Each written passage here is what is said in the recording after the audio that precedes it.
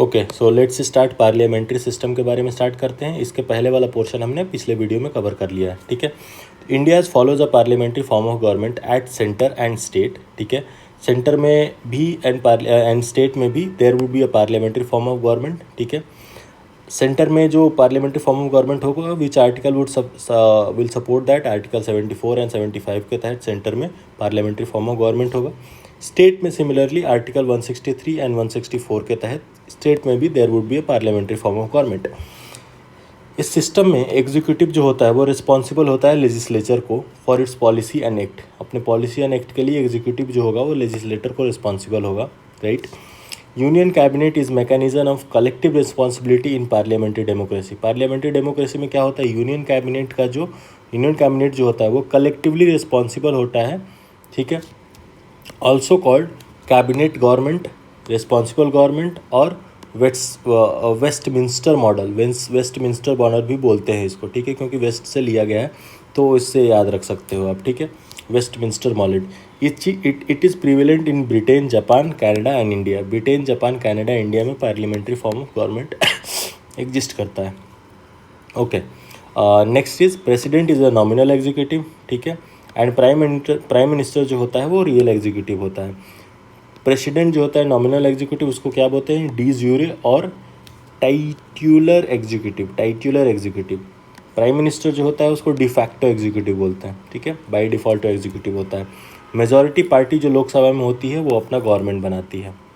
Ministers are collectively responsible to the parliament, ये article 75 बोलता है, ठीक है। लेजिस्लेचर में एंड एग्जीक्यूटिव में there would be a close relationship, ठीक है, according to this parliamentary form of government. Doctrine of separation of power is not strictly followed. यहाँ पे लेजिस्लेचर में और एग्जीक्यूटिव में power of separation of power कैसे होगा, क्या होगा, वो स्ट्रिक्टली फॉलोड नहीं होता है यहाँ पे। Prime minister leads the government, obvious सी बात है। Secrecy of procedure is maintain, procedure में क्या क्या स्टेप्स लिए गए हैं दैट रिमेन सीक्रेट, ठीक है। लोकसभा जो है वो प्रेसिडेंट के द्वारा डिसॉल्व हो सकती है अगर पीएम उसको एडवाइस करे प्रेसिडेंट को। तो इंडिया ने ये पार्लियामेंट्री फॉर्म ऑफ गवर्नमेंट को अडॉप्ट करा कहाँ से, ब्रिटिश पार्लियामेंट सिस्टम से, ठीक है। नेक्स्ट देखते हैं, no single rule in Indian constitution for ministerial office eligibility. कोई सिंगल रूल नहीं है इंडियन कॉन्स्टिट्यूशन में जो कि मिनिस्ट्रियल ऑफिस की एलिजिबिलिटी को बताए, ठीक है। जैसे हमारा बाकी सब पोस्ट गवर्नमेंट जॉब्स के लिए एलिजिबिलिटी क्राइटेरिया होता है ना, बट यहाँ पे कोई क्राइटेरिया नहीं है, कोई सिंगल रूल नहीं है। नेक्स्ट देखते हैं फेडरल और यूनिटरी गवर्नमेंट के बारे में। फेडरल गवर्नमेंट क्या होता है, यूनिटरी गवर्नमेंट क्या होता है। फेडरल गवर्नमेंट वो होता है जहाँ पे ड्यूअल गवर्नमेंट होती है, ठीक है, नेशनल एंड रीजनल गवर्नमेंट, जहाँ पे स्टेट एंड यूनियन के बीच में there is a clear separation of power and किसी को भी ना सेंटर स्टेट को छोटा बनाएगा ना स्टेट सेंटर से छोटा ना स्टेट सेंटर को छोटा बनाएगा। There would be like dual government but with equal power. Single government में क्या होता है, नेशनल गवर्नमेंट में क्रिएट रीजनल वंस, ठीक है। फेडरल में क्या होता है, रिटन कॉन्स्टिट्यूशन होता है जनरली, राइट। यूनिटरी में क्या होता है, कॉन्स्टिट्यूशन में भी रिटन और मे नॉट बी रिटन। जैसे फ्रांस जो है वो यूनिटरी गवर्नमेंट है बट वहाँ पे कॉन्स्टिट्यूशन रिटन है। ब्रिटेन जो है वो भी यूनिटरी गवर्नमेंट है बट यहाँ का अनरिटन है। और फेडरल गवर्नमेंट में रिटन कॉन्स्टिट्यूशन होता है। डिवीज़न ऑफ पावर होता है फेडरल गवर्नमेंट में, ठीक है, between nation and regional government. And unitary में no division of power, all power with national government. National government जो होती है सेंटर में, उसी के पास सारा पावर होता है। नेक्स्ट देखते हैं, सुप्रीमेसी ऑफ कॉन्स्टिट्यूशन होता है फेडरल गवर्नमेंट में, जो कुछ भी चीज़ होगा वो एज पर कॉन्स्टिट्यूशन होगा। बट यूनिटरी में क्या होता है, कॉन्स्टिट्यूशन में भी सुप्रीम जैसे कि जापान में है और मे नॉट बी सुप्रीम जैसे कि ब्रिटेन में है। तो मे और may not be supreme in case of unitary government, but in federal government supremacy of constitution is maintained. Federal में रिजिड कॉन्स्टिट्यूशन होता है, यूनिटरी में कॉन्स्टिट्यूशन में भी रिजिड जैसे फ्रांस में है और में भी फ्लेक्सिबल जैसे ब्रिटेन में है। इंडिपेंडेंट जुडिशरी होगा फेडरल गवर्नमेंट में, बट यूनिटरी में जुडिशरी मे और मे नॉट बी इंडिपेंडेंट, ठीक है। फेडरल में बाई कैमरल लेजिस्लेचर होगा, राइट, बट लेजिस्लेचर में भी बाई कैमरल और unicameral in unitary government. By cameral का मतलब क्या होता है, कि स्टेट और सेंटर दोनों में सरकारें होंगी, बट यूनिटरी गवर्नमेंट में क्या होगा, लेजिस्लेचर मे बी बाईकैमरल या यूनिकैमरल, बट यहाँ पे यूनिटरी में बाईकैमरल होना ही पड़ेगा इसे। Indian constitution provides for a federal system. India में क्या है, फेडरल सिस्टम है, but the word federal is not use. मतलब प्रोविजंस जो हैं वो फेडरल ही हैं, बट फेडरेशन वर्ड कहीं पे मेंशन नहीं है इंडियन कॉन्स्टिट्यूशन में। इंडिया का फेडरलिज्म जो है वो अमेरिकन मॉडल के फेडरलिज्म के साथ सिंक नहीं करता है। It is based on Canadian model. क्यों? क्योंकि कैनेडियन फेडरलिज्म जो है वो इंक्लाइन टुवर्ड्स सेंटर है, right, with a strong centre. Similarly India में भी फेडरलिज्म तो है, but with a strong centre है। Not a result of agreement between state like in US. India में क्या है कि एग्रीमेंट बिटवीन स्टेट से सेंटर नहीं बना है, just like in US. US में क्या है, सारे स्टेट्स मिलके और यूनियन बना है, इसलिए यूनाइटेड स्टेट्स ऑफ अमेरिका है। बट इंडिया में क्या है कि सारा स्टेट्स का कोई एग्रीमेंट नहीं है। कोई ऐसा नहीं है कि स्टेट बोलेगा कि मैं नहीं रहूँगा पार्ट ऑफ इंडिया, मैं जा रहा हूँ, नहीं, ऐसा नहीं हो सकता है। It's not an agreement, it's a mandate. ठीक है, सेंटर स्टेट रिलेशनशिप के बारे में बात कर लेते हैं। लेजिस्लेचर, एडमिनिस्ट्रेटिव एंड फाइनेंशियल क्या क्या होता है, कैसे कैसे होता है। लेजिस्लेटिव रिलेशन के बारे में बात करेंगे, फिर administrative, and then will go to the finance relation between centre and state. ठीक है, सेंटर स्टेट में लेजिस्लेटिव रिलेशन के बारे में देखते हैं। आर्टिकल 245 से लेके आर्टिकल 255 पार्ट 11 में लेजिस्लेटिव रिलेशन के बारे में बात करता है। ठीक है, parliament can make law for whole और part of India. Parliament is entitled to make law. पूरे इंडिया के लिए भी लॉ बना सकता है और पार्ट ऑफ इंडिया के लिए भी बना सकता है। ठीक है, constitution divide subject into union list, state list and concurrent list. There are 3 list जिसमें डिफरेंट टाइप के सब्जेक्ट्स मेंशन्ड होते हैं और उस पर डिफरेंट बॉडीज़ का से होता है। से यूनियन लिस्ट जो है वो सेंटर के पास रहती है, स्टेट लिस्ट स्टेट के पास होती है, कॉन्करेंट लिस्ट जो होती है उस पर दोनों सेंटर और स्टेट दोनों रूल बना सकते हैं। 42nd अमेंडमेंट में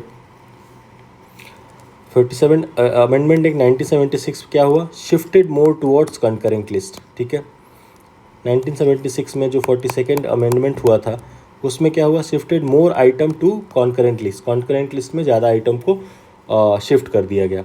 एंड रेजिडुअरी पावर जो होता है वो पार्लियामेंट में वेस्ट होता है। रेजिडुअरी पावर क्या होता है, ऐसा सब्जेक्ट जो इन तीनों लिस्ट में, ना ही कंकरेंट लिस्ट, ना ही सब्जेक्ट स्टेट लिस्ट, ना ही यूनियन लिस्ट में मेंशन्ड है, वो वेस्ट होगा पार्लियामेंट के साथ। Parliament can legislate on state list under 5 condition. देखो 5 कंडीशन में पार्लियामेंट जो है वो स्टेट के भी सब्जेक्ट पे नियम बना सकता है। ठीक है, वो 5 क्या क्या हैं, विल सी। बट उसके लिए क्या होगा कि राज्यसभा रिजोल्यूशन 2/3 मेजॉरिटी से पास होना चाहिए। ठीक है, हाँ, ये 5 तरीका कौन कौन सा है जिससे सेंटर जो है वो स्टेट के सब्जेक्ट्स पे लॉ बना सकता है। पहला तो ये है कि जब राज्यसभा 2/3 मेजॉरिटी से किसी सब्जेक्ट को पास कर दे और बोले कि इस पे रूल बनाओ तो हो सकता है। नेक्स्ट हो सकता है during national emergency, centre can make law on state list also. Next है स्टेट इमरजेंसी, प्रेसिडेंट रूल अगर लग गया है तो उस केस में भी सेंटर जो है वो स्टेट के सब्जेक्ट्स पे नियम बना सकता है। 2+ स्टेट्स पास्ड रिजोल्यूशन, जब 2 से ज़्यादा स्टेट रिजोल्यूशन पास कर दिए, उनके बीच कुछ कॉन्फ्लिक्ट है, उन्होंने दोनों रिजोल्यूशन पास करा और रिक्वेस्ट करा सेंटर को कि भाई हमारे सब्जेक्ट पे आप लेजिस्लेट कर दो and then we will follow that. उस केस पे भी सेंटर जो है वो स्टेट लिस्ट पे सब्जेक्ट बना सकता है। And next, to implement international treaties. अगर कोई इंटरनेशनल ट्रीटी है उसको इम्प्लीमेंट करने के लिए यूनियन जो है वो सेंटर के भी यूनियन जो है वो स्टेट के भी सब्जेक्ट पे लेजिस्लेट कर सकता है, रूल नियम कानून बना सकता है। ठीक है, नेक्स्ट बात करते हैं एडमिनिस्ट्रेटिव रिलेशन के बारे में कि सेंटर और स्टेट में एडमिनिस्ट्रेटिव रिलेशन क्या है, कैसे है, उसके बात करते हैं। इसके आर्टिकल्स जो हैं 256 से लेकर 263 पार्ट 11 में मेंशन है। ठीक है, बेसिकली सेंटर एंड स्टेट के लेजिस्लेटिव रिलेशन और एडमिनिस्ट्रेटिव रिलेशन पार्ट 11 में मेंशन है, राइट। एंड फाइनेंस रिलेशन जो है वो पार्ट 12 में मेंशन है। तो पार्ट 11 में जो एडमिनिस्ट्रेटिव रिलेशन मेंशन है उसके बारे में बात करते हैं। Executive power divided between centre and state. Centre और स्टेट के बीच में एग्जीक्यूटिव पावर का डिवीजन है। आर्टिकल 256 क्या बोलता है, state must comply with centres law. Centre का जो भी लॉ है उससे स्टेट को कंप्लाई करना पड़ेगा, उसको अडहेयर करना पड़ेगा। आर्टिकल 257 क्या बोलता है, state can not obstruct centre's executive power, centre के एग्जीक्यूटिव पावर को स्टेट कभी ऑब्स्ट्रक्ट नहीं कर सकता है। President can direct state to act accordingly, मतलब प्रेसिडेंट जो है वो ऑर्डर दे सकता है स्टेट्स को कि भाई इस तरीके से काम करो। आर्टिकल 356 में क्या बोलते हैं, प्रेसिडेंट्स रूल। आर्टिकल 356 क्या बोलता है, आर्टिकल 356 जो है वो प्रेसिडेंट रूल के बारे में बात करता है, जिसमें क्या होता है, president rule centre control over state, ठीक है। नेक्स्ट है अपना centres direction on railway, education, tribal welfare, UPSC, ठीक है। यूपीएससी 2018 का शायद ये क्वेश्चन है, इसलिए यहाँ पे लिखा गया है। सेंटर डायरेक्शन देता है किसकी, दे सकता है किन किन चीज़ों पे, रेलवे पे, एजुकेशन पे, ट्राइबल वेलफेयर पे, ठीक है। नेक्स्ट ऑल इंडिया सर्विसेज के बारे में बात कर लेते हैं। आर्टिकल 312 में there would be all India services under article 312। Integrated judiciary होगा, one system for both centre and state, ठीक है। अब बात कर लेते हैं फाइनेंस रिलेशन के बारे में। आर्टिकल 268 से लेकर आर्टिकल 293 तक पार्ट 12 में finance relation between centre and state की बात होती है। इसमें क्या है, parliament levies taxes on union and state list. Parliament क्या करता है कि वो यूनियन एंड स्टेट लिस्ट पे टैक्स लगाता है, ठीक है। टैक्स डिस्ट्रीब्यूशन सिस्टम के भी बारे में बात होता है इधर। Duties levied by centre collected by state. देखो कुछ टैक्स होता है अंडर आर्टिकल 268, वो क्या होता है कि टैक्स तो सेंटर लगाएगा but it would be collected by state, right. And next क्या है, centre collects and state revenue, centre collects and shares revenue. Article 269 and 270 में क्या बात होता है कि सेंटर जो है वो कलेक्ट करेगा टैक्सेस एंड उनको एंड शेयर्स रेवेन्यू, उसका revenue collects and shares revenue. Next है अपना ग्रांट इन एड, आर्टिकल 275 के अंतर्गत फाइनेंशियल वीक स्टेट्स, जो फाइनेंशियल वीक स्टेट्स हैं वो ग्रांट इन एड्स का रिक्वेस्ट कर सकते हैं under article 275 with the centres, ठीक है। डिस्क्रिशनरी ग्रांट, आर्टिकल 282 किसके बारे में बात करता है, डिस्क्रिशनरी ग्रांट। इसमें क्या होता है, centre state can give any grant, ठीक है। सेंटर या स्टेट जो है वो डिस्क्रिशनरी, अपने मन पे आया तो दे देंगे, ठीक है। Finance commission recommends tax sharing, finance commission I think article 280 है, आर्टिकल 280 उसके अंतर्गत फाइनेंस कमीशन रेकमेंड करता है टैक्स की शेयरिंग कैसे करोगे between state and union. 101 amendment में क्या हुआ, जीएसटी इंट्रोड्यूस किया गया वाया आर्टिकल 279, ठीक है। जीएसटी काउंसिल फॉर्म हुआ to manage goods and services taxes, ये भी हमारा सेंट्रल स्टेट का जो फाइनेंस रिलेशन है इसके अंतर्गत आता है। नेक्स्ट बात करते हैं various commission reports on centre state relationship. बहुत सारे कमेटी और कमीशंस थे जिनका रिपोर्ट आया क्या हुआ सेंटर स्टेट रिलेशन पे, उसके बारे में बात करते हैं। कमीशन का रिपोर्ट के बारे में बात करेंगे कि कमीशन का रिपोर्ट क्या है और उनने की रिकमेंडेशन क्या क्या दिए। सबसे पहले एडमिनिस्ट्रेटिव रिफॉर्म आया, एडमिनिस्ट्रेटिव रिफॉर्म। उसके चेयरमैनशिप किसके पास था, मोरारजी देसाई। लेटर वो किसके पास गया, हनुमान थिया, ठीक है। एडमिनिस्ट्रेटिव रिफॉर्म कमीशन बनाएगा between centre and state relationship के लिए। उसके चेयरमैन कौन थे, मोरारजी देसाई। बाद में कौन बन गया, हनुमान थिया। कमीशन 1966 में बना। ये क्या रेकमेंड किया, establish interstate council administrative reform के अंतर्गत सजेस्ट किया गया था। नॉन पार्टीजन गवर्नर अपॉइंट होना चाहिए। More power and financial resources to state दिया जाना चाहिए। फिर राज-मन्नार कमेटी 1969, बहुत बार पूछा जाता है राज-मन्नार कमेटी किससे रिलेटेड है, तो ये बेसिकली सेंटर स्टेट रिलेशन से रिलेटेड है, ठीक है। ये कब बना था, अपॉइंटेड बाय तमिलनाडु गवर्नमेंट, ठीक है। Opposed misuse of president rule का मिसयूज़ हो रहा था, उसको अपोज करने के लिए तमिलनाडु गवर्नमेंट ने राज-मन्नार कमेटी बनाया 1969 में। क्या क्या रिकमेंडेशंस आए थे इसके, रिकमेंडेशन ये थे कि permanent state inter state council होनी चाहिए। एबॉलिश ऑल इंडिया सर्विस जो है IAS IPS वाली जो चीज़ें हैं इसको एबॉलिश करो। रेजिडरी पावर जो है वो स्टेट को दो रादर दैन सेंटर। अभी रेजिडरी पावर पार्लियामेंट में वेस्ट होता है, ये सजेस्ट करा कि रेजिडरी पावर स्टेट को दो, ऑल इंडिया सर्विस को एबॉलिश करो, परमानेंट इंटर स्टेट काउंसिल का गठन करो अंडर राज-मन्नार कमेटी 1969। फिर देखो 1983 में सेंटर स्टेट रिलेशन पे ही बात करने के लिए सरकारिया कमीशन है, ये भी बहुत फेमस है, इसके बारे में भी पूछा जाता है। क्या सजेस्ट करा इसने, परमानेंट इंटर स्टेट काउंसिल। याद रखना राज-मन्नार कमेटी ने भी परमानेंट इंटर स्टेट काउंसिल के बारे में बात करी थी, सरकारिया कमीशन भी परमानेंट इंटर स्टेट काउंसिल के बारे में बात करता है। And restrict president's rule to extreme cases, ठीक है। प्रेसिडेंट रूल को रेस्ट्रिक्ट करता है कि एक्सट्रीम केसेस में ही प्रेसिडेंट रूल लगाओ, ठीक है। Strengthen all India service, all India services को स्ट्रेंथन करो। Centre to seek state consent for force deployment, अगर कोई फोर्स डिप्लॉयमेंट करता है स्टेट में, इससे पहले सेंटर को स्टेट से कंसेंट लेना चाहिए। प्रोमोट 3, क्या क्या प्रोमोट करता है? 3 लैंग्वेज फार्मूला, 3 लैंग्वेज फार्मूला को प्रमोट करता है।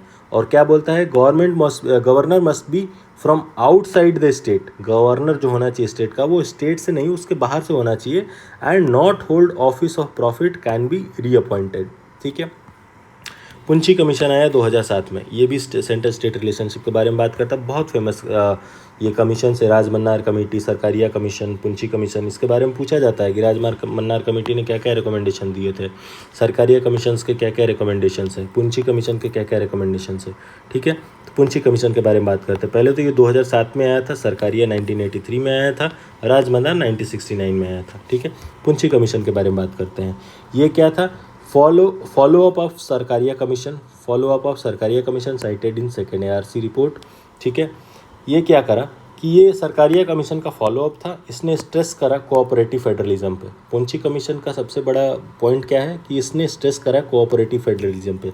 क्या क्या रिकमेंडेशन दिए इसने कि फिक्स टेन्योर ऑफ गवर्नर बनाओ। अभी गवर्नर का क्या है कि वो प्लेजर ऑफ प्रेसिडेंट तक ही काम करता है, अगर प्रेसिडेंट चाहे तो उसको रिमूव कर सकता है, ठीक है। बट इसने क्या रिकमेंड करा कि फिक्स टेन्योर बनाओ भाई गवर्नर का, फिर उसको लगेगा कि हाँ भाई मेरा टेन्योर फिक्स है, तो whatever I take the decision for the welfare of the state, I won't be held accountable to the centre, and centre would not be asking me questions. जब तक उसको ये अपने सिक्योरिटी के बारे में फील नहीं होगा, वो बायस डिसीजन ही लेता रहेगा, ठीक है। तो इसलिए फिक्स टेन्योर के लिए रिकमेंड किया गया गवर्नर के पोस्ट को। इम्पीचमेंट प्रोविज़न फॉर गवर्नर के बारे में बात करता है, क्या क्या प्रोविजंस होने चाहिए। Separate law for central universities appointment, ठीक है। Knew all India service creation के बारे में बात करता है। Inter state trade and commerce commission के बारे में बात करता है। कौन? पुंछी कमीशन, जो कि 2007 में आया था, ठीक है। नेक्स्ट देखते हैं inter state water dispute, article 262 में जो मेंशन है। आर्टिकल 262 क्या अलाउ करता है? Parliament can adjudicate inter state water dispute. Inter state water dispute है अगर, तो पार्लियामेंट उस पर एडजुडिकेट कर सकता है, उसका निर्णय, उसका नियम कानून बना सकता है। ये कहाँ पे मेंशन्ड है? आर्टिकल 262 में, ठीक है। नेक्स्ट क्या है? Parliament can bar the jurisdiction of supreme court and other courts in such dispute, ठीक है। Water enter state water dispute में पार्लियामेंट जो है वो सुप्रीम कोर्ट के जुरिस्डिक्शन पे बार लगा सकता है, एंड अदर कोर्ट्स के भी जुरिस्डिक्शन पे बार लगा सकता है, एंड स्टेट पार्लियामेंट जो है उस पर एडजुडिकेट कर सकता है, लेजिस्लेट कर सकता है। इंटर स्टेट काउंसिल जो बनी वो इंटर स्टेट काउंसिल का आर्टिकल क्या है? आर्टिकल 263। इसमें क्या हुआ? Article 263 enables president to establish an inter state council for coordination between states and centre. State और सेंटर के बीच में कोऑर्डिनेशन बनाने के लिए इंटर स्टेट काउंसिल का गठन किया गया अंडर आर्टिकल 263। इसमें इंटर स्टेट काउंसिल जो है can advise supreme court on legal controversies under article 131। Article 131 के तहत इंटर स्टेट काउंसिल जो है वो सुप्रीम कोर्ट को लीगल कंट्रोवर्सीज में एडवाइस दे सकता है, ठीक है। Next, president can establish council like centre council for health and family welfare, council for local government, 4 regional sales tax council, north east west south. ये क्या कर सकता है? प्रेसिडेंट इस्टेब्लिश कर सकता है ऐसे काउंसिल्स को, ठीक है। इंटर स्टेट काउंसिल का जो गठन हुआ था 1990 में बाई जनता दल गवर्नमेंट हुआ था, ठीक है, on Sarkaria commission recommendation. Sarkaria commission recommendation हमने देखा था ना यहाँ पे कि inter state council, permanent inter state council का गठन करो। इसी के अंतर्गत जनता दल ने 1990 में इंटर स्टेट काउंसिल का गठन करा था under article 263। Inter state council क्या प्रमोट करता है? पीएम उसका कंपोजिशन क्या है उसका? तो पीएम उसका चेयरमैन होता है, chief minister of all states उसके मेंबर होते हैं, chief minister of UTs with legislature उसके मेंबर होते हैं, administrator of UT without legislator, जहाँ पे लेजिस्लेचर नहीं होता है वहाँ के एडमिनिस्ट्रेटर जो हैं वो इंटर स्टेट काउंसिल के कंपोजिशन होते हैं, एंड पीएम जो होता है इसका बाय डिफ़ॉल्ट चेयरमैन होता है। नेक्स्ट देखते हैं governor of president rule state. अगर किसी स्टेट में गवर्नर प्रेसिडेंट रूल लगाए तो वहाँ का गवर्नर इंटर स्टेट काउंसिल का मेंबर होगा। 6 कैबिनेट मिनिस्टर्स होते हैं जिसमें होम मिनिस्टर भी होते हैं, नॉमिनेटेड बाय पीएम होते हैं। Nominated by PM 6 cabinet minister होंगे including home minister. Inter state council की जो स्टैंडिंग कमेटी है उसमें कौन कौन होता है, होम मिनिस्टर और 5 कैबिनेट मिनिस्टर होते हैं एंड 9 स्टेट सीएम्स होते हैं, वो स्टैंडिंग कमेटी के मेंबर होते हैं। बाकी जो इसका कॉम्पोजिशन होता है ये हमने अभी जस्ट ऊपर बात करा। इंटर स्टेट काउंसिल का सेक्रेटरीट जो होता है वो हेड किया जाता है by government secretary and also serves zonal council secretariat, ठीक है, सेल्फ एक्सप्लेनेटरी है।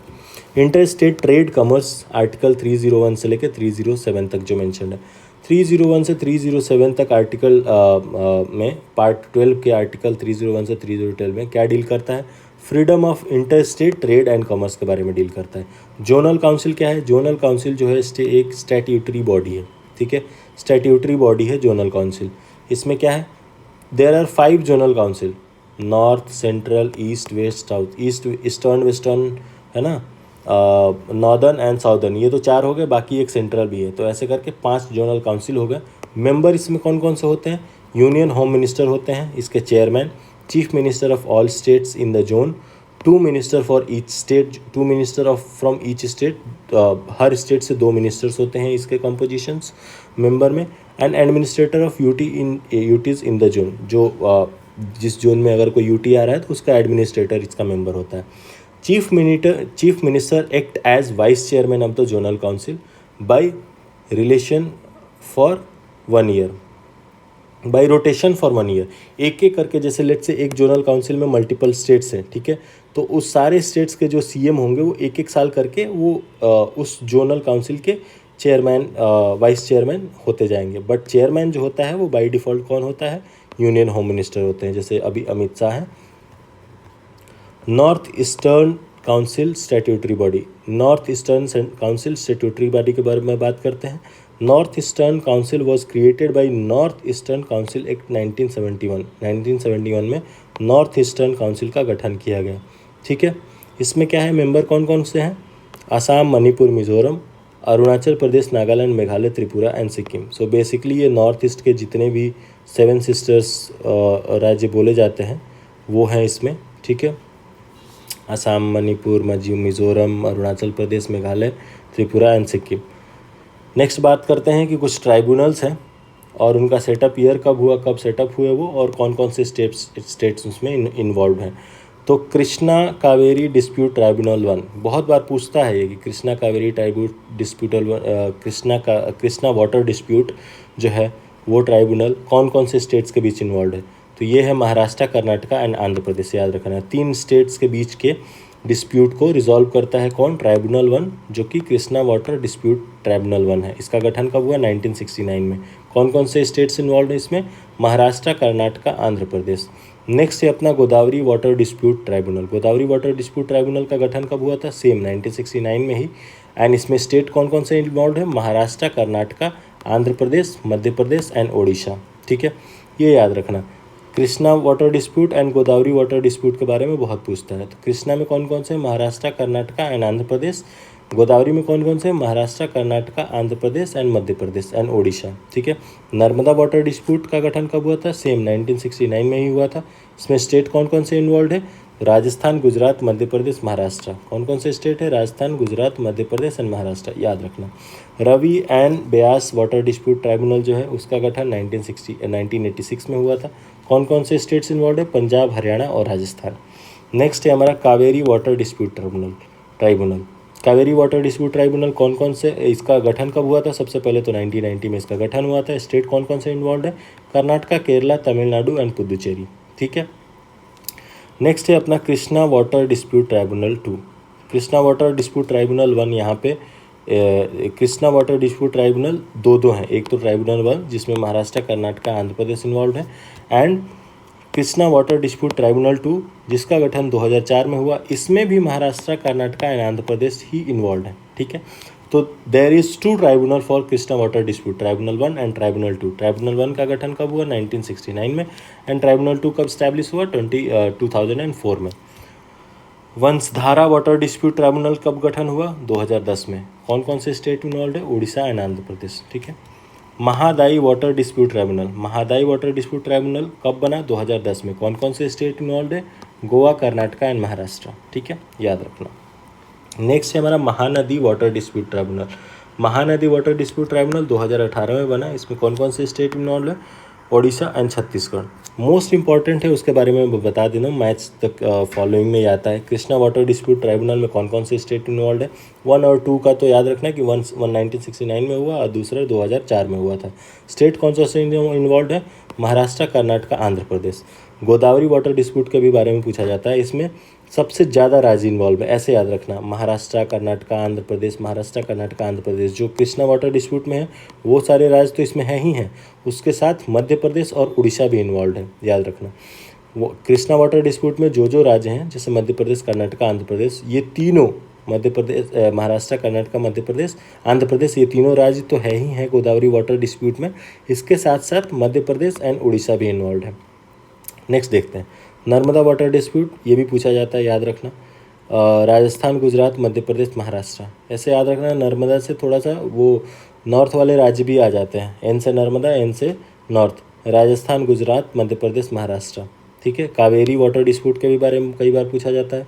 कावेरी कर्नाटका, केरला, तमिलनाडु, पुदुचेरी, याद रखना कावेरी के बारे में, ठीक है। ये हमारे इम्पॉर्टेंट है, बाकी इंपॉर्टेंट तो सभी हैं बट ये सब सबसे ज़्यादा पूछा जाता है। इमरजेंसी प्रोविजंस के बारे में बात कर लेते हैं, ठीक है। तो there are 3 types of emergency. पहला होता है हमारा नेशनल इमरजेंसी, नेक्स्ट होता है प्रेसिडेंट रूल एंड थर्ड होता है हमारा फाइनेंशियल इमरजेंसी, ठीक है। तो नेशनल इमरजेंसी जो होता है that falls under article 352 and president rule article 356 and financial emergency article 360 पे। कैसे याद रखोगे? 4 4 4 ऐड करते जाओ, +4, ठीक है। नेशनल इमरजेंसी के बाद बस याद रख लो आर्टिकल 352, इसमें 4 जोड़ोगे तो प्रेसिडेंट रूल आ जाएगा, स्टेट इमरजेंसी 356 एंड इसमें और 4 जोड़ोगे तो आर्टिकल 360 आ जाएगा, जो कि फाइनेंशियल इमरजेंसी के बारे में बात करता है, ठीक है। अब एक एक करके देखते हैं कि नेशनल इमरजेंसी में क्या क्या प्रोविजंस है, प्रेसिडेंट रूल में क्या क्या प्रोविजंस हैं एंड ऑल। तो ग्राउंड ऑफ डिक्लेरेशन क्या होता है नेशनल इमरजेंसी का? या तो कोई एक्सटर्नल एग्रेशन हो या armed rebellion article 44th amendment 1976 में आर्म्ड रिबेलियन, एक्सटर्नल अग्रेशन और armed rebellion. Emergency can be limited to specific area also, ठीक है। Armed rebellion as a ground कब डिक्लेयर किया, कब इंसर्ट किया गया? 44th कॉन्स्टिट्यूशन अमेंडमेंट में। एंड 42 कॉन्स्टिट्यूशनल अमेंडमेंट 1976 क्या बोलता है? वो बोलता है कि emergency can be limited to specific area as well. 1975 में emergency declare due to internal disturbance, ठीक है। बाद में इंटरनल डिस्टर्बेंस को हटा के आर्म्ड रिबेलियन कर दिया गया। President can proclaim only with written cabinet recommendation. President जो है वो नेशनल इमरजेंसी लगा सकता है but only with written cabinet recommendation. जब तक कैबिनेट के साइड से रिटेन रिकमेंडेशन नहीं दिया जाएगा तब तक प्रेसिडेंट नहीं प्रोक्लेम कर सकते हैं, और ये प्रोविज़न 44th अमेंडमेंट के में ये इंसर्ट किया गया। सब्जेक्ट टू जुडिशियल रिव्यू, ये जो भी हम नेशनल इमरजेंसी लगा रहे हैं ये सब्जेक्ट टू जुडिशियल रिव्यू होगा। ये कब डिक्लेयर हुआ था? हमारा मिनर्वा मिल केस में, ठीक है, और 44th अमेंडमेंट एक्ट में भी ये हुआ था। नेक्स्ट बात करते हैं प्रेसिडेंट रूल का। तो ग्राउंड ऑफ डिक्लेरेशन क्या होता है? Also known as state emergency. President rule को स्टेट इमरजेंसी भी बोला जाता है, जिसमें आर्टिकल 355 क्या है? Centre's duty to ensure state government function per constitution. Article 355 बोलता है कि ये सेंटर की जिम्मेदारी है कि स्टेट जो है वो एज पर कॉन्स्टिट्यूशन वर्क करे, ठीक है। आर्टिकल 356 क्या बोलता है? Centre can take over state government on constitutional failure. अगर कॉन्स्टिट्यूशनल मशीनरी का फेल्योर हो रहा है तो सेंटर जो होगा वो स्टेट के गवर्नमेंट को टेक ओवर कर सकता है। 2 ग्राउंड्स हो सकते हैं for proclamation of article 356 which is president rule.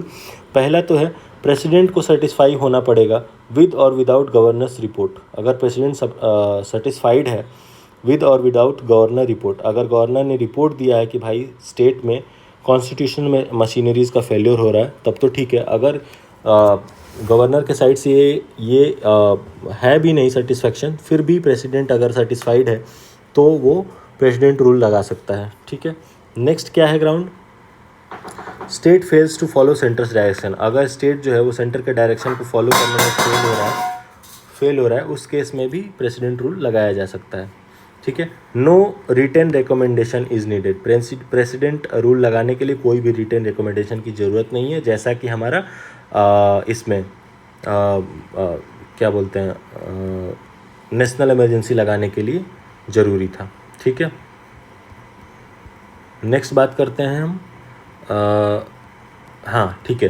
तो जो आर्टिकल 352 है नेशनल इमरजेंसी, उसको लगाने के लिए written recommendation of cabinet mandatory है, 44th अमेंडमेंट में इंसर्ट किया गया। यहाँ पे कोई भी रिटेन रिकमेंडेशन की ज़रूरत नहीं है प्रेसिडेंट रूल लगाने के लिए, और यहाँ भी फाइनेंशियल इमरजेंसी के लिए भी कोई रिटेन रिकमेंडेशन की ज़रूरत नहीं है।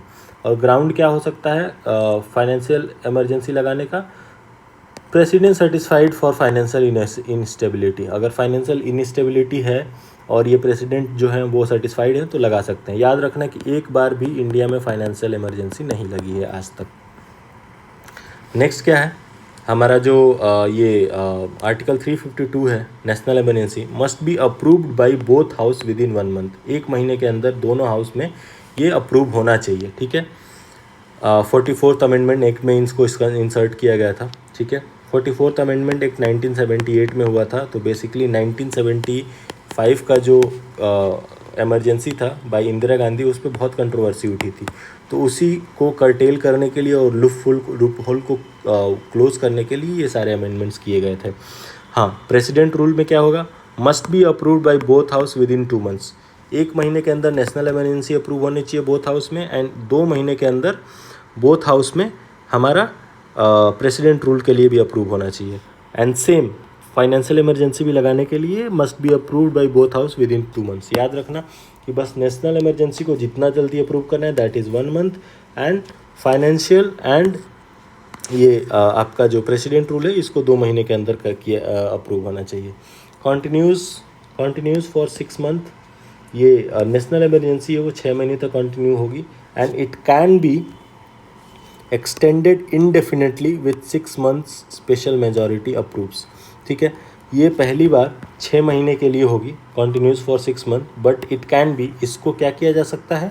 एक्सटेंड किया जा सकता है। कितना? इनडेफिनेटली विथ 6 मंथली स्पेशल, 6 महीने करके इसको इंडेफिनेटली भी एक्सटेंड किया जा सकता है, बट ये अप्रूवल जो होगा वो स्पेशल मेजॉरिटी के साथ अप्रूव होना चाहिए। नेक्स्ट बात कर लेते हैं हमारा स्टेट जो प्रेसिडेंट रूल है उसमें भी क्या है, this one also continues for 6 month. ठीक है, ये भी 6 मंथ तक कंटिन्यू होगा, and can be extended up to 3 years with 6 monthly approval. इसको इनडेफिनेटली नहीं 3 साल तक एक्सटेंड किया जा सकता है 6 महीने का अप्रूवल लगा के। ये फाइनेंशियल इमरजेंसी है, continuous indefinitely unless revoked. Financial emergency तब तक चलती रहेगी जब तक इसको रिवोक ना किया जाए।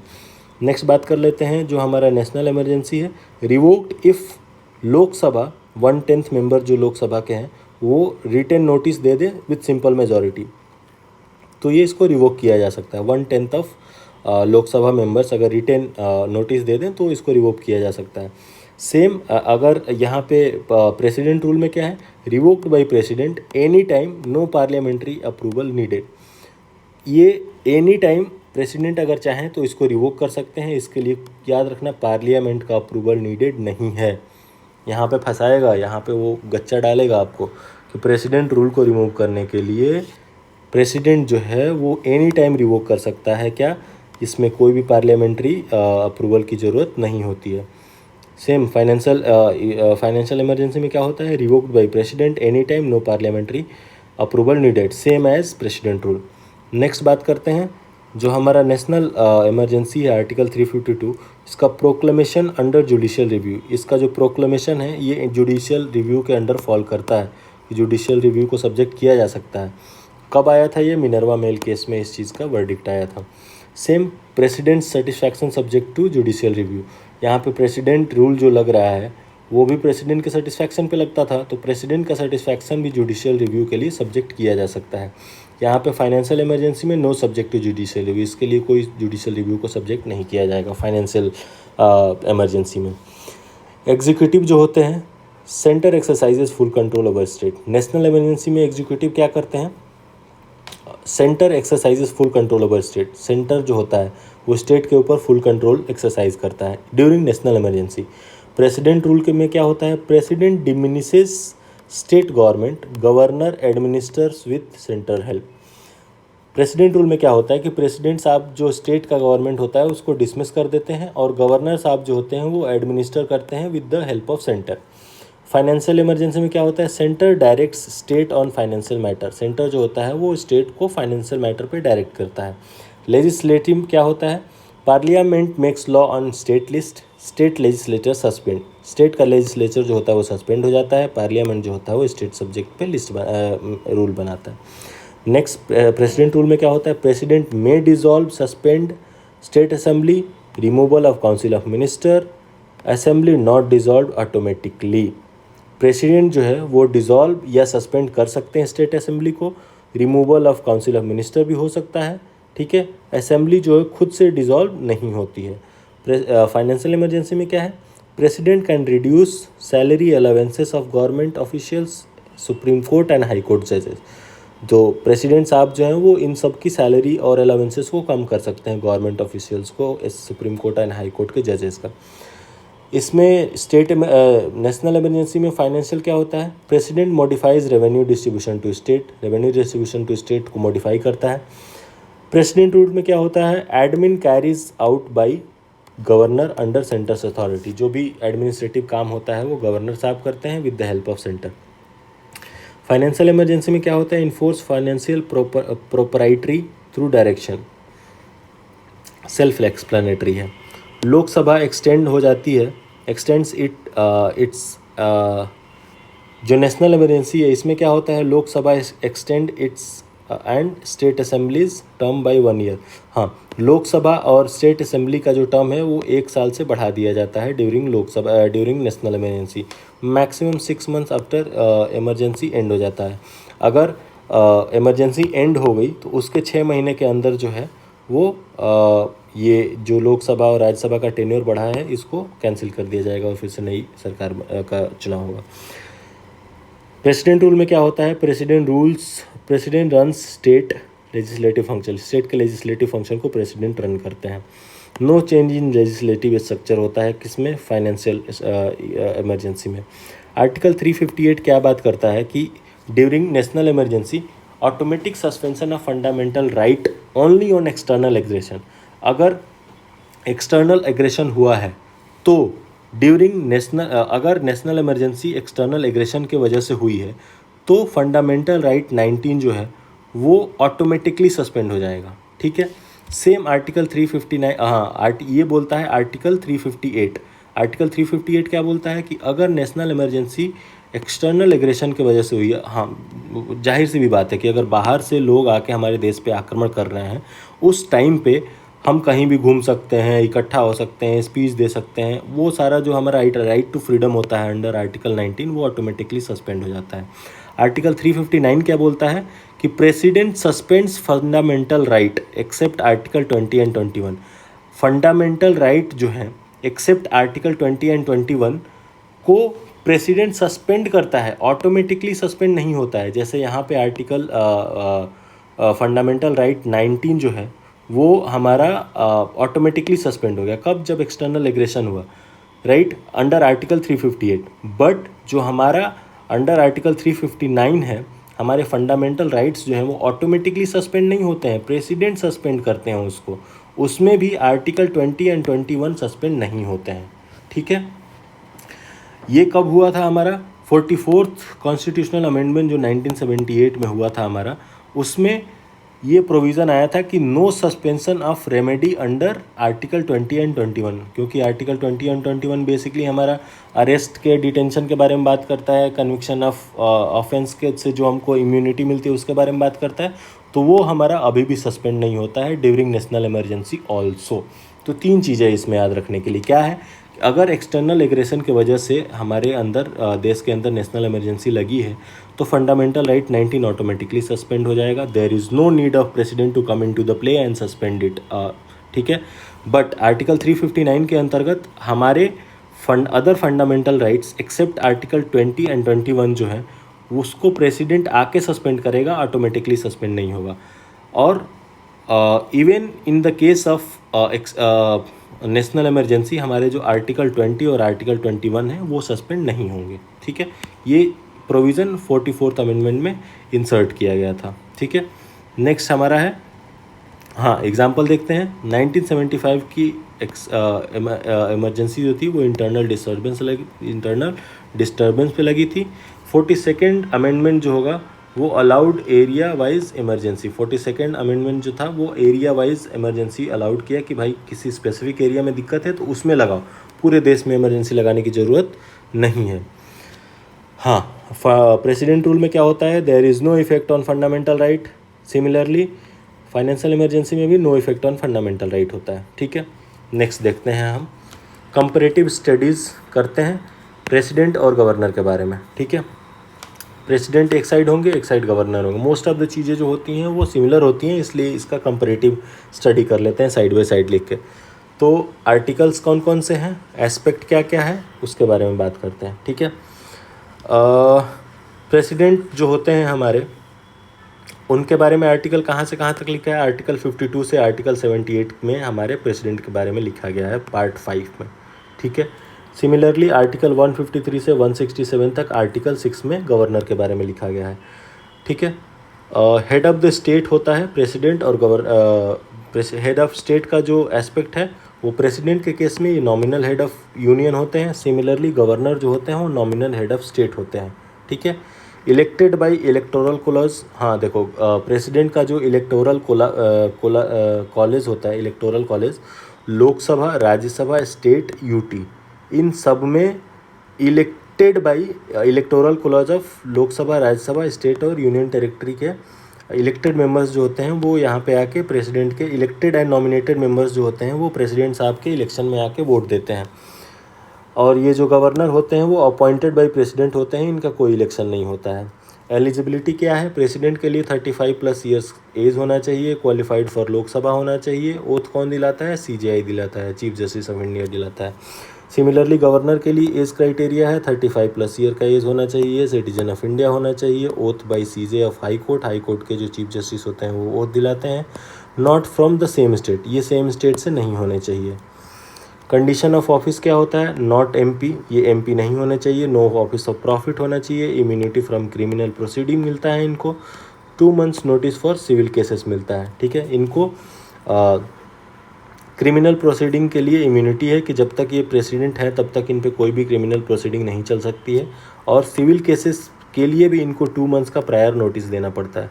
ये not MP, no office of profit इनका होना चाहिए। सेम कंडीशन एज प्रेसिडेंट भी है गवर्नर के लिए।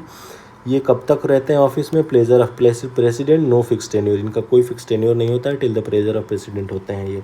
टर्म क्या होता है, प्रेसिडेंट का 5 years टर्म होता है। रेजिग्नेशन टू वाइस प्रेसिडेंट को ये रेजिग्नेशन देते हैं ये, एंड एलिजिबल फॉर री इलेक्शन भी होते हैं। गवर्नर के केस में क्या होता है, 5 साल इनका टर्म होता है generally. Holds office at pleasure of president, can be transferred. Removal impeachment by special majority under article 61, under article 61 में स्पेशल मेजॉरिटी से अगर इम्पीचमेंट किया गया तो प्रेसिडेंट का रिमूवल हो सकता है। सिमिलरली गवर्नर का क्या है, नो इम्पीचमेंट, कोई इम्पीचमेंट नहीं हो, no impeachment, no ground specified, impeachment का कोई ग्राउंड नहीं है। और रिमूव्ड एट प्रेसिडेंट्स प्लेजर, अगर प्रेसिडेंट सेटिस्फाइड नहीं है तो रिमूव किए जा सकते हैं। जो हमारे प्रेसिडेंट होते हैं अपॉइंट करते हैं किसको, पीएम को, सीएम ऑफ यूटीज़ को, गवर्नर को, एट्सेट्रा।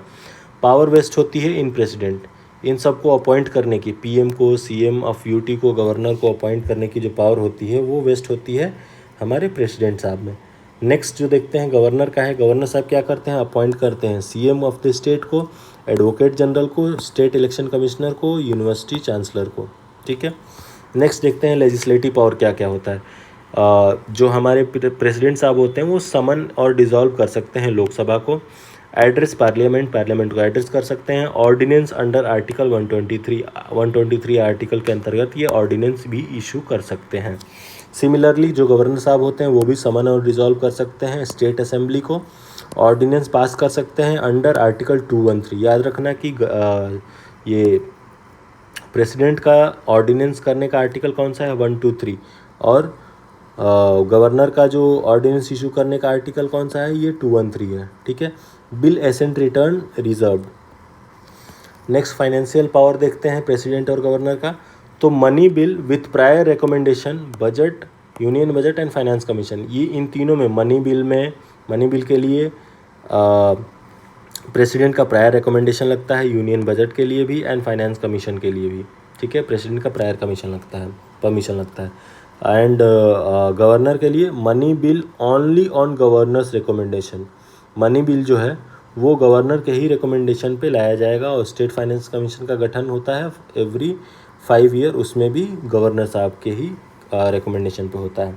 जुडिशियल पावर देखते हैं, हमारे पास ये प्रेसिडेंट के पास अंडर आर्टिकल 72 पार्डनिंग पावर होती है, ठीक है। पार्डनिंग पावर, अगर किसी को कन्विक्ट कर दिया गया है किसी कोर्ट के थ्रू, तो प्रेसिडेंट जो है उसको पार्डन कर सकते हैं। कौन से आर्टिकल के अंदर? Under article 72। Appoint supreme court high court जज, ये क्या करते हैं? सुप्रीम कोर्ट हाई कोर्ट जज को अपॉइंट करते हैं। सिमिलरली गवर्नर के बारे में देखते हैं, पार्डनिंग पावर इनके पास भी होता है, स्टेट लॉ पे ही ये पार्डन कर सकते हैं। नो डेथ सेंटेंस पावर, ये अगर किसी को डेथ सेंटेंस भी सुनाया जा चुका है तो प्रेसिडेंट जो हो गया उसको डेथ सेंटेंस भी पार्डन करने का पावर है, बट गवर्नर के पास डेथ सेंटेंस को पार्डन करने का पावर नहीं होता है। Consults president for high court appointment, high court में अपॉइंटमेंट के लिए गवर्नर साहब प्रेसिडेंट को कंसल्ट करते हैं। नेक्स्ट देखते हैं वीटो पावर के बारे में क्या क्या है। 3 टाइप के वीटो पावर होता है प्रेसिडेंट के पास, कौन कौन सा है? विदहोल्ड कर सकता है, रिटर्न कर सकता है एंड एब्सोल्यूट वीटो होता है, सस्पेंसिव वीटो, पॉकेट वीटो, ठीक है। एसेंट विदहोल्ड कर लेंगे, रिटर्न या तो एसेंट दे देंगे या विदहोल्ड कर लेंगे या रिटर्न कर लेंगे, या तो एसेंट दे देंगे या विदहोल्ड कर देंगे या रिटर्न कर देंगे। Return, assent withhold return includes absolute veto, suspensive veto, pocket veto. तो 3 टाइप का वीटो इनके पास होता है, कौन कौन सा? Absolute veto, suspensive veto, pocket veto, ठीक है। किसके पास होता है? ये प्रेसिडेंट के पास होता है। सिमिलरली गवर्नर के पास 4 वीटो होते हैं, ठीक है। ये assent, withdrawal, return, reserve for president under article 200 and 201। तो यहाँ पे जो एब्सोल्यूट, सस्पेंसिव और पॉकेट वीटो जो प्रेसिडेंट के पास है वो सब तो गवर्नर के पास होता ही होता है, उसके साथ एक और वीटो होता है, क्या? Reserve for president. और ये रिजर्व फॉर प्रेसिडेंट कौन से आर्टिकल के अंदर आता है? Article 200 and 201। ऑर्डिनेंस पावर होती है हमारे प्रेसिडेंट के पास अंडर आर्टिकल 123, ठीक है। ये कब इशू करते हैं? When parliament not in session 6 months max, council of minister advice mandatory होता है। जिस टाइम पे पार्लियामेंट सेशन में नहीं होता है तो 6 महीने के लिए प्रेसिडेंट साहब जो होते हैं वो ऑर्डिनेंस इशू कर सकते हैं, ठीक है, काउंसिल ऑफ मिनिस्टर के एडवाइस पर। सिमिलरली गवर्नर साहब जो होते हैं सेम कंडीशन है इनके लिए भी, subject to judicial review on advice of state commissioner, state COM। ये अंडर आर्टिकल 213 के अंतर्गत गवर्नर साहब भी ऑर्डिनेंस इशू कर सकते हैं सिमिलर सिचुएशन में, ठीक है। बट वो जुडिशियल रिव्यू के लिए भी सब्जेक्ट हो सकता है, और ये जो करेंगे ये भी काउंसिल ऑफ मिनिस्टर के ही एडवाइस पे करना पड़ेगा इनको। पार्डनिंग पावर क्या है? फुल पावर होता है। आर्टिकल 72 में प्रेसिडेंट के पास pardon, remission, commute, reprieve, respite including death sentence, ये 5 टाइप के हमारे पास पार्डनिंग पावर है। क्या क्या? Pardon, remit, commute, reprieve and respite. इसके बारे में डिटेल देख लेना, ठीक है। पार्डन क्या होता है? डेथ सेंटेंस को पावर। रिमीट में शायद वो नेचर ऑफ पनिशमेंट चेंज हो जाता है। Commute and reprieve, respite including death sentence. एक बार इनका डिटेल देख लेना है, बहुत इंपॉर्टेंट है। पूछ लेता है कि रिमीट का मतलब क्या है, कम्यूट, रिप्राइव एंड रेस्पाइट का मतलब क्या है, ठीक है। यहाँ पे क्या है? गवर्नर साहब क्या कर सकते हैं? रिमीट कर सकते हैं, सस्पेंड कर सकते हैं, कम्यूट कर सकते हैं। Punishment for state law only, जहाँ पे स्टेट लॉ के अंतर्गत पनिशमेंट मिला उसी में ये सारे कर सकते हैं। No death sentence power, pardon, death sentence को पार्डन नहीं कर सकता है। डिस्क्रिशनरी पावर क्या है? सिचुएशनल है। Appointment of PM, dissolve Lok Sabha etcetera, ये सब डिस्क्रिशनरी पावर है किसकी? प्रेसिडेंट की। एंड गवर्नर का क्या है? एक्सप्लिसिट है। President rule, UT admin, CM advice, additional development boards. Important fact क्या है? डॉक्टर राजेंद्र प्रसाद 2 बार प्रेसिडेंट रहे थे। संजीवा रेड्डी अनअपोज्ड 1977 में प्रेसिडेंट बने थे। जाकिर हुसैन मर गए थे 1969 में। VV गिरी एक्टिंग प्रेसिडेंट थे, ठीक है। वो एक्टिंग प्रेसिडेंट कौन थे? वीवी गिरी थे हमारे। जाकिर हुसैन की मृत्यु हो गई थी 1969 में। संजीवा रेड्डी अनअपोज्ड प्रेसिडेंट बने थे। डॉक्टर राजेंद्र प्रसाद 2 बार प्रेसिडेंट बने थे। ये कुछ इंपॉर्टेंट फैक्ट है रिगार्डिंग प्रेसिडेंट जो कई बार पूछा जाता है। ठीक है, एक बार प्रेसिडेंट देख लेते हैं इंडिया। कई बार पूछ देता है कि कौन कब से कब कितना कौन किसके पहले प्रेसिडेंट रहा। तो डॉक्टर राजेंद्र प्रसाद जो थे वो 26 जनवरी 1950 को बने थे। ठीक है, दूसरी बार ये 13 में 1962 को बने। टेन्योर वाइज ऑर्डर देख लेते हैं, 1 2 3, इंडिविजुअल ऑर्डर 1। सर्वपल्ली राधाकृष्णन जो थे 13 में 1962 को बने थे टिल 1967। फिर आए थे जाकिर हुसैन साहब 1967 से 1969 और अपने टेन्योर के ही दौरान इनकी मृत्यु हो गई थी। ठीक है, वीवी गिरी जो थे वो एक्टिंग प्रेसिडेंट थे 1969 से मई से जुलाई तक 2 महीने एक्टिंग प्रेसिडेंट। यानी कि जब जाकिर हुसैन मर गए थे तो वीवी गिरी साहब आए थे as a acting president. Justice Mohammad Hidayatullah ये भी एक्टिंग थे। कब से? 1969 से 1969 जुलाई से अगस्त तक। ठीक है, देन आए हमारे वीवी गिरी एक्चुअली बने 1969 से 1974 तक। उसके बाद बने फ़खरुद्दीन अली अहमद 1974 से 1977 में मर गए वो। बीडी जाटी आए एक्टिंग बने 1977 से 1977 तक ही। फिर नीलम संजीवा रेड्डी आए, ज्ञानी जैल सिंह आए, आर वेंकट रमना आए, डॉक्टर शंकर दयाल शर्मा आए, doctor KR Narayanan, doctor APJ Abdul Kalam 2002 से 2007। प्रतिभा देवी आई 2007 से 2012। फिर प्रणब मुखर्जी 12 से 17, रामनाथ कोविंद 17 से 22, द्रौपदी मुर्मू 22 से अभी तक चल रहा है इनका। ठीक है, नेक्स्ट देखते हैं वाइस प्रेसिडेंट के बारे में कुछ देख लेते हैं, इनका क्या है कैसे है। तो ये सेकंड हाईएस्ट ऑफिस होता है। ठीक है, modelled on American vice president. American vice president का जो मॉडल होता है उसी पे ये बना है और ये सेकंड हाईएस्ट ऑफिस भी होता है। ठीक है, elected by member of electoral collage. Electoral collage क्या होता है इनका? Elected plus nominated from Lok Sabha Rajya Sabha. Lok Sabha और राज्यसभा के इलेक्टेड और नॉमिनेटेड मेंबर्स जो होते हैं वो इनके इलेक्टोरल कोलाज में होते हैं। ठीक है, state legislature and UTs not involve. State legislature और यूटी इन्वॉल्व नहीं होता है वाइस प्रेसिडेंट के इलेक्शन में। Election by proportional representation with single transfer vote का ये मेथड होता है वाइस प्रेसिडेंट के इलेक्शन का। क्वालिफिकेशन क्या होता है इनका? 35+ ईयर एज होना चाहिए, क्वालिफाइड फॉर राज्यसभा होना चाहिए, नो ऑफिस ऑफ प्रॉफिट होना चाहिए। टर्म इनका क्या होता है? 5 साल होता है। Removal by Rajya Sabha resolution, Rajya Sabha के रिजोल्यूशन से रिमूव किया जा सकता है with special majority, plus Lok Sabha agrees with 14 day notice. 14 दिन का इनको नोटिस देना पड़ेगा। No ground mention for removal, इनके रिमूवल का कोई ग्राउंड मेंशन नहीं है। ये जो वाइस प्रेसिडेंट होते हैं वो x officio chairman of Rajya Sabha भी होते हैं, पावर्स लाइक स्पीकर। जो हमारे लोकसभा में स्पीकर होते हैं वैसे ही हमारे राज्यसभा के जो चेयरमैन होते हैं वो VP ही होते हैं, वाइस प्रेसिडेंट ही होते हैं, ex officio chairman of Rajya Sabha भी होते हैं। Ex as president in absence of president.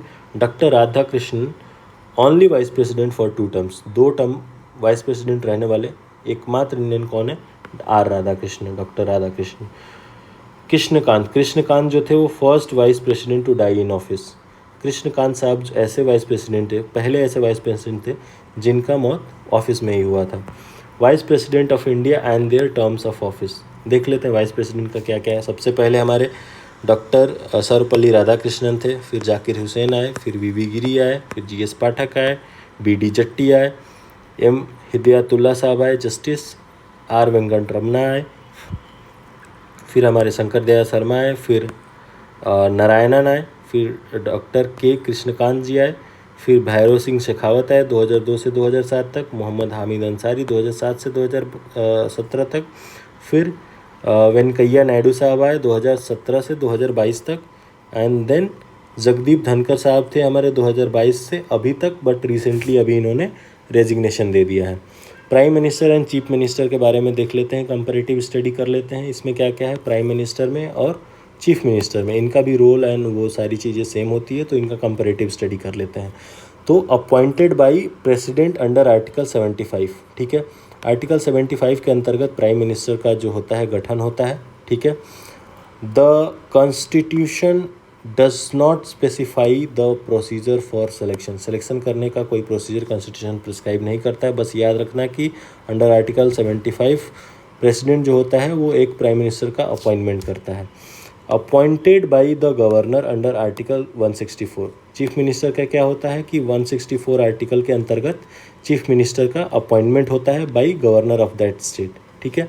Constitution does not lay down any specific procedure for selection. Same जैसे प्राइम मिनिस्टर में भी था वैसे ही सीएम में भी है कि कोई भी ऐसा प्रोविज़न स्पेसिफाई नहीं करता है constitution for the selection of chief minister. Next देखते हैं। Generally the leader of majority party in Lok Sabha को अपॉइंट किया जाता है prime minister. Similarly generally the leader of majority party in state legislative assembly is appointed as chief minister. In case of no majority the president can use discretion to appoint prime minister. Similarly, if no clear majority, the governor can exercise discretion to appoint chief minister. Self explanatory, इसमें कुछ बताने की ज़रूरत है नहीं। In 1997 supreme court held that even a non member of either house can be appointed as prime minister for 6 months within which they must become a member. ठीक है। अगर कोई बंदा लोकसभा राज्यसभा दोनों में से किसी का भी मेंबर नहीं है, in that case also he can be appointed as prime minister for 6 months। ठीक है। Within which he has to become member of either Lok Sabha और राज्यसभा। ठीक है।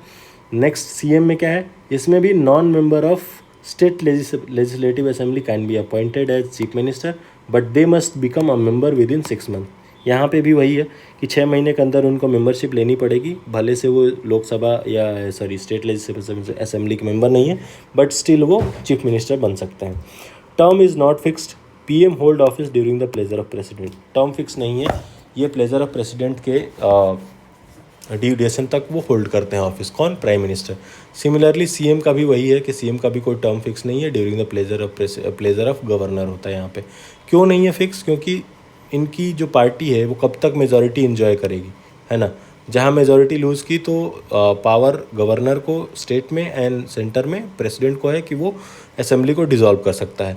As per article 78 the prime minister act as channel of communication between president and council of minister. Article 78 क्या कहता है कि president must be acting as a channel for the communication between president and council of minister. Council of minister और president के बीच की जो बातें होंगी वो प्राइम मिनिस्टर के थ्रू फ्लो होनी चाहिए, वो एक कम्युनिकेशन के चैनल की तरह एक्ट करना चाहिए। नेक्स्ट क्या है, the CM advises governor and act as channel of communication between governor and state. Similarly जो स्टेट में पीएम कर रहे हैं सेम चीज़, सेंटर में पीएम कर रहे हैं सेम चीज़ स्टेट में सीएम साहब करेंगे। इम्पॉर्टेंट क्या है, Chaudhary Charan Singh was appointed prime minister by President Neelam Sanjeeva Reddy without proving majority, showing President's discretion power। ठीक है। चौधरी चरण सिंह ने प्राइम मिनिस्टर बने, ये एक इम्पॉर्टेंट चीज़ है। Similarly discretion can be use by governor in state when no party has majority. ठीक है। List of all prime minister of India till now with their tenure. सबसे पहले जवाहरलाल नेहरू आए, गुलजारी लाल नंदा आए, लाल बहादुर शास्त्री, फिर गुलजारी लाल नंदा 2 बार आए हैं, 2nd और 4th प्राइम मिनिस्टर बने हैं। फिर आई इंदिरा गांधी जी, फिर आए हमारे मोरारजी देसाई, फिर चरण सिंह, इंदिरा गांधी, राजीव गांधी, विश्वनाथ प्रताप सिंह, चंद्रशेखर कब से कब तक बने थे? 10 नवंबर 1990 से लेके 21 जून 1991 तक, ऑलमोस्ट 6 to 8 months के लिए। पीवी नरसिम्हा राव साहब आए, फिर आए अटल बिहारी वाजपेयी, एच डी देवगौड़ा 1996 से 1997, 1 साल के लिए लगभग। इंदर कुमार गुजराल, के गुजराल साहब आए, फिर उसके बाद फिर अटल बिहारी वाजपेयी साहब आए 1998 से 2004 तक, फिर मनमोहन सिंह 2004 से 2014 तक, फिर नरेंद्र मोदी साहब आए हैं 2014 से अभी तक। अभी बात कर लेते हैं काउंसिल ऑफ मिनिस्टर्स के बारे में। ठीक है। काउंसिल ऑफ मिनिस्टर्स क्या होता है, कैसे होता है, उसके बारे में थोड़ा चर्चा कर लेते हैं। आर्टिकल 74 जो है वो बात करता है council of minister to aid and advise president. Council of minister under article 74 council of minister को एड एंड एडवाइज करने के लिए there would be a council of ministers. ठीक है। President must accordingly advise, not justifiable. Council of minister to aid and advise president को aid and advise करने के लिए there would be a council of minister. President जो है must act accordingly advise, not justifiable. Can not challenge in court, ठीक है। Article 163 में same council of minister होगा in states with CM to aid and advise governor, ठीक है। Governor can use discretion. Article 75 क्या बोलता है, council of minister plus PM appointed by president on advice of PM.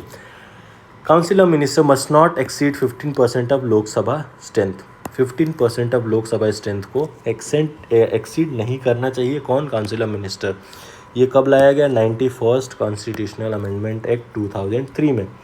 Holes office during pleasure of president. Collective responsibility होती है, no confidence motion pass किया जा सकता है, ऑल मिनिस्टर मस्ट रिजाइन, अगर पास हो गया तो इवन राज्यसभा भी रिजाइन करना पड़ेगा।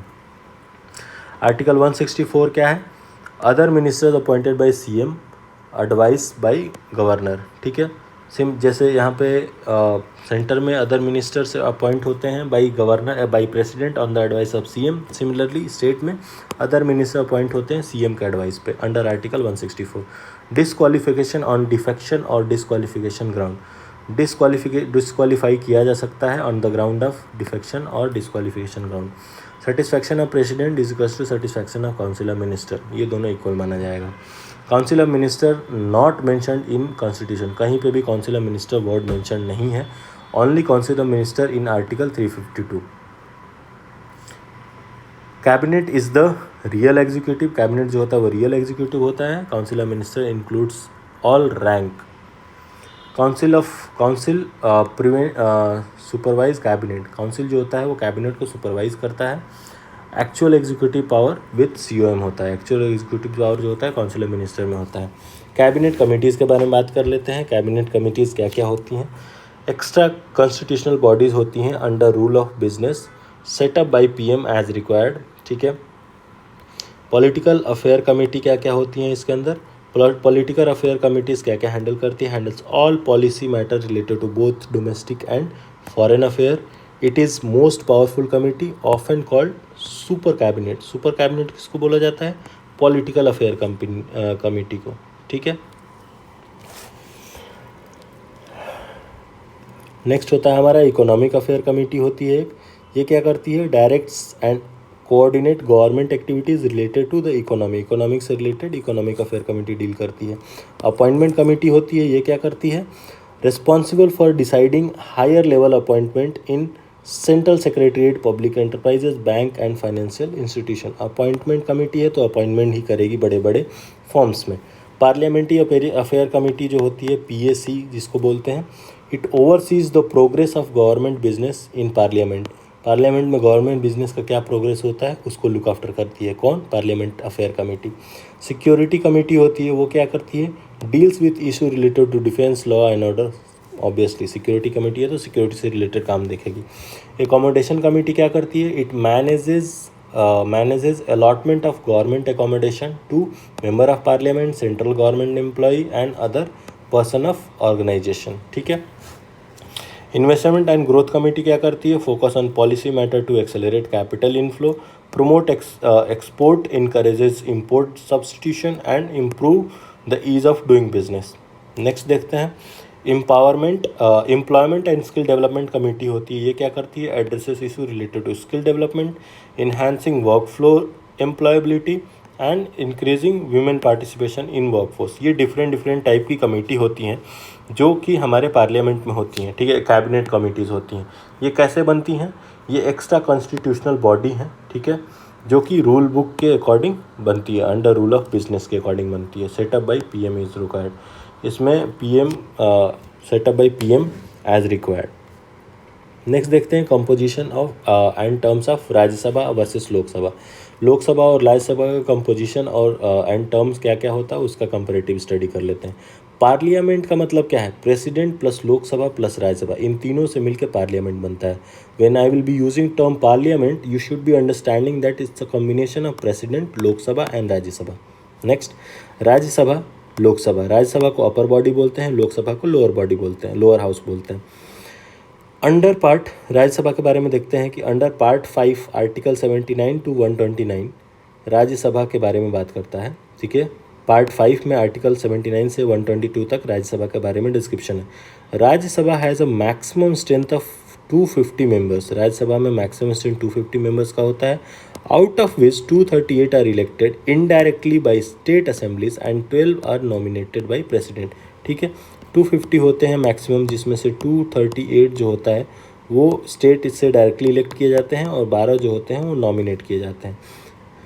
वैसे ही देखते हैं लोकसभा में क्या होता है। लोकसभा का भी जो पार्ट 5 में आर्टिकल 79 से 129 के 122 के ही बीच में लोकसभा के भी बारे में मेंशन्ड है। Lok Sabha has a maximum strength of 552। Lok Sabha का मैक्सिमम स्ट्रेंथ क्या होता है, 552 होता है। ठीक है, मेंबर्स इसमें 530 फ्रॉम स्टेट्स होते हैं, 12 फ्रॉम यूटीज़ होते हैं एंड 2 एंग्लो इंडियंस का होता है। ठीक है, 530 स्टेट से होंगे, 20 यूटी से होंगे एंड 2 एंग्लो इंडियंस होंगे। ठीक है, बट ये 2 एंग्लो इंडियन वाला जो प्रोविज़न था वो 95th अमेंडमेंट एक्ट के थ्रू एबॉलिश कर दिया गया है। ठीक है, नेक्स्ट देखते हैं। राज्यसभा में member are elected by proportional representation through single transferable vote by MLAs. ठीक है, लोकसभा में क्या होता है, member are directly elected by citizen through universal adult franchise. Rajya Sabha में क्या होता है, only 2 union territories Delhi and Puducherry has representative in Rajya Sabha. UTs में बस 2 ही यूटीज़ हैं, दिल्ली एंड पुडुचेरी के, जिसका रिप्रेजेंटेशन राज्यसभा में है। बाकी किसी भी यूटी का राज्यसभा में रिप्रेजेंटेशन नहीं है। Member from UTs are directly elected to Lok Sabha, whereas Lok Sabha में member from UTs are directly elected. ठीक है, 12 members are nominated by president from field like literature, science, art and social science. ठीक है, literature, art, science और social science के basis पे यहाँ पे 12 मेंबर्स का नॉमिनेशन होता है। कहाँ पे, राज्यसभा में। ठीक है, लोकसभा का क्या है, previously 2 members from Anglo Indian community were nominated by the president if not represented. अगर एंग्लो इंडियन नहीं रिप्रेजेंट हुए होते थे तो उसको प्रेसिडेंट जो थे वो नॉमिनेट करते थे 2 एंग्लो इंडियन कम्युनिटी से। बट अंडर 95th अमेंडमेंट ये जो 2 एंग्लो इंडियन वाला कॉन्सेप्ट है उसको एबॉलिश कर दिया गया। ठीक है, नेक्स्ट देखते हैं। राज्यसभा में सीट का जो एलोकेशन होता है, seat allocation to states and UTs is done based on population as per the 4th schedule of constitution। 4th schedule of constitution में जो population का क्राइटेरिया उसके अकॉर्डिंग सीट का एलोकेशन होता है राज्यसभा में। वैसे ही लोकसभा की बात करते हैं, seat allocation follows the same principle for population based representation. Population based representation Lok Sabha में भी है। Rajya Sabha is permanent body, Rajya Sabha permanent body होती है। ठीक है, ये कभी डिसॉल्व नहीं होती है। However 1/3 of its member retire every 2 years। 2 साल में 1/3 मेंबर रिटायर होते हैं। दो the constitution does not fix a term, the representation of the people act 1951 specifies a 6-year term. Constitution में कोई भी कहीं पे भी राज्यसभा के टर्म के बारे में मेंशन नहीं है, but representation of people act 1951 में 6-year टर्म इसका मेंशनड है। ठीक है, नेक्स्ट देखते हैं लोकसभा का।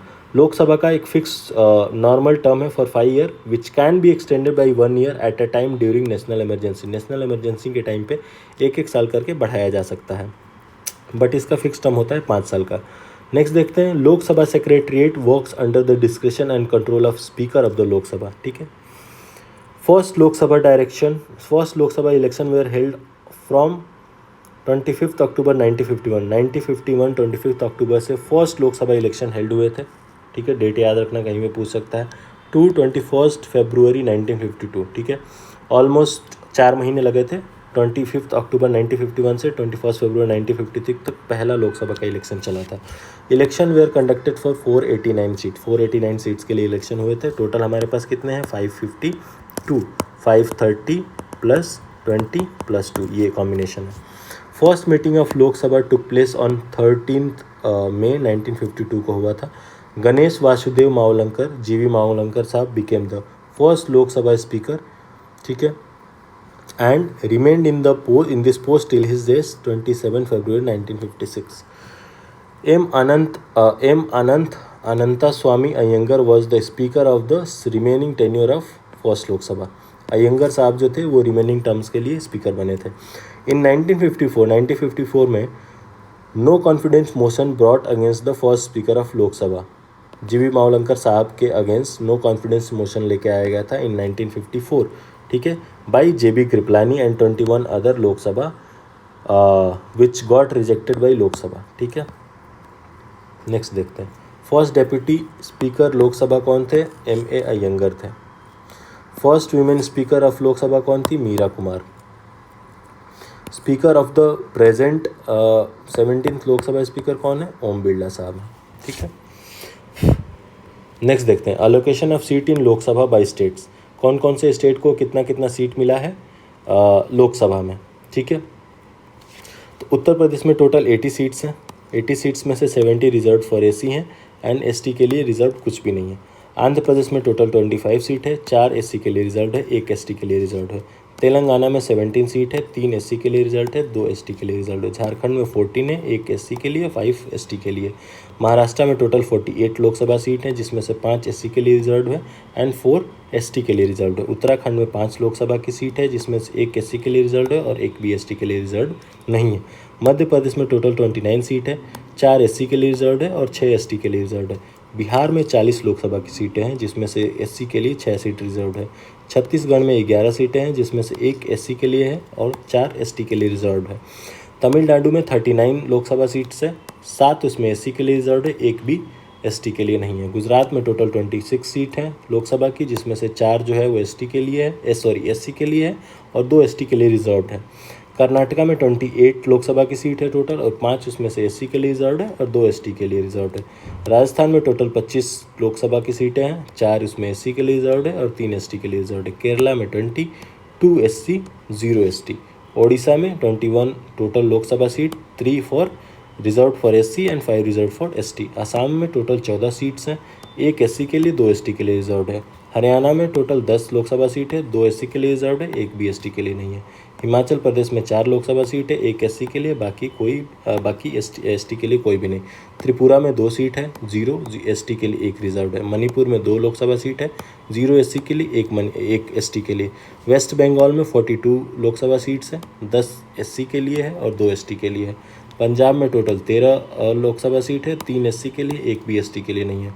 मेघालय में 2 लोकसभा सीट है, 1 भी एससी के लिए नहीं है, 1 एसटी के लिए। सिक्किम में 1 सीट है, ठीक है, वो भी एसटी के लिए रिजर्व है। नागालैंड में 1 सीट है, वो भी एसटी के लिए रिजर्व है। मिजोरम में 1 सीट है, वो भी एसटी के लिए रिजर्व है। गोवा में 2 सीट है, कोई भी एससी एसटी के लिए रिजर्व नहीं है। अरुणाचल प्रदेश में 2 सीट है, 0 for SC and 1 for ST. अब इसमें याद रखने वाली बात क्या है, कई बार क्वेश्चन इस तरीके से पूछ देता है कि कौन कौन से स्टेट्स का जो है नंबर सेम है लोकसभा का सीट का। तो ये जो 2 है, त्रिपुरा में, ठीक है, मिज़ोरम में, है ना, फिर मेघालय में, फिर गोवा एंड अरुणाचल प्रदेश में, इन चारों स्टेट्स का number of Lok Sabha seat same है। कितना है? 2 है। सिमिलरली सिक्किम, नागालैंड, मिज़ोरम के लिए भी इनका सीट फिक्स है और 1 ही है, ये भी सेम है। तो पूछ देता है कि इन सारे स्टेट्स का लोकसभा का सीट जो है वो सेम है। हाँ भाई सेम है, 2 और 1। सबसे ज़्यादा सीट हमारे उत्तर प्रदेश में है, ठीक है। महाराष्ट्र में उसके बाद 48 सीट है, सबसे ज़्यादा उत्तर प्रदेश, देन महाराष्ट्र। उसके बाद क्या है अपना तमिलनाडु में 39, बट उससे पहले भी बिहार आ जाता है, 40 है इसके पास। हाँ, तो सबसे ज़्यादा सीट्स है उत्तर प्रदेश के पास, फिर महाराष्ट्र के पास, फिर बिहार के पास, फिर तमिलनाडु के पास, फिर उसके बाद बाकी के स्टेट्स हैं, ठीक है। Allocation of seat in Lok Sabha, union territory. हाँ, ये तो स्टेट्स में हम लोकसभा की सीट के बारे में बात कर रहे थे, ठीक है। अब हम यूनियन टेरिटरी में देख लेते हैं कि यूनियन टेरिटरी में कितनी कितनी सीट्स एलोकेटेड हैं। तो दिल्ली में 7 सीट एलोकेटेड है एमपी के लिए, 1 रिजर्व फॉर एससी है, 1 भी एसटी के लिए नहीं। जम्मू कश्मीर में 5 है, ठीक है, 0 for SC, not for any ST. Ladakh में 1 है, छत्तीसगढ़ में 1 है। सिमिलरली याद रखना है, सिक्किम, नागालैंड, मिज़ोरम, लद्दाख एंड छत्तीसगढ़, इन सब के लिए 1-1 सीट है, ठीक है। दादर नागर हवेली में भी 2 है और अंडमान निकोबार, पुदुचेरी, लक्षद्वीप, इन पे भी 1-1 है, ठीक है। तो ये भी है इसी के कैटेगरी में। ये तो हो गया हमारे allocation of seats in Lok Sabha for states and union territories. Next देख लेते हैं qualification and disqualification of member of parliament. ये वाला जो चीज़ है इसको हम स्टार्ट करते हैं नेक्स्ट वीडियो में, ठीक है। अभी के लिए इतना ही रहने देते हैं।